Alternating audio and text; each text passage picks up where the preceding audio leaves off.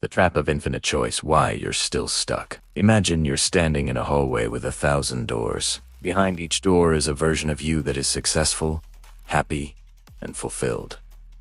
But there's a catch. The moment you touch one handle, every other door locks forever. Would you turn the knob, or would you stay in the hallway, terrified of picking the wrong life? Elias was a maximizer. He didn't just want a good life, he wanted the absolute best one. On his 20th birthday, he woke up in the Hall of Infinite maybe. The hallway was lined with doors made of light.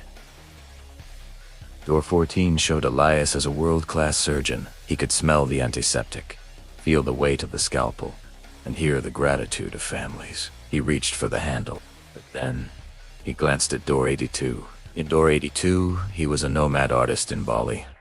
He could feel the sun on his skin and the spray of the ocean. He pulled his hand back from the surgeon's door. What if I hate the long hours of medicine? He thought. What if the beach is where I truly belong? He walked further. Door 500 showed him as a tech titan in Tokyo. Door 900 showed him as a father in a quiet countryside home. Days turned into months. Elias became a ghost of the hallway. He spent his time window shopping his own life. He would press his ear against the doors to hear the music of his potential futures. He became an expert on who he could be, but he forgot who he was. He met an old woman in the hallway, sitting on the floor, staring at a door that had turned into solid stone. "Which one did you pick?"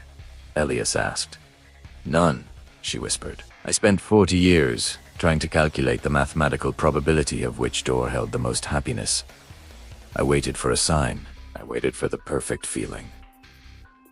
She pointed to the hallway behind them. The doors were vanishing, one by one, as the sun set. "The hallway isn't a gift, Elias. It's a countdown." Elias panicked. He ran toward the Tokyo door. It turned to smoke. He lunged for the surgeon. The handle dissolved in his hand. The infinite options were an illusion. The hall wasn't staying open for him. It was narrowing.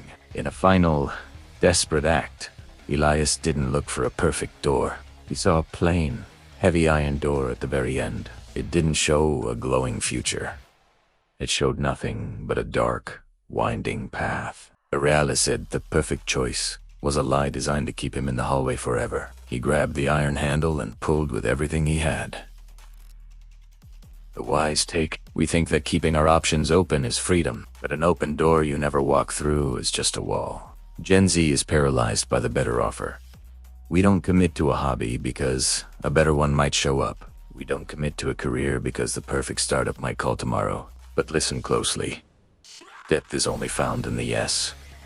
You cannot be a master of everything, but you can be a master of something. The pain of choosing one thing and losing the rest is real. It's called sacrifice. But the pain of staying in the hallway and losing everything is much worse. Stop being a spectator of your potential. Pick the iron door. Pick the hard path. Pick something and give it a year of your life. You will find that the wrong door leads to more places than the perfect hallway ever could. The hallway is closing. What is the one thing you've been window shopping instead of doing? Tell me in the comments, and then go do it.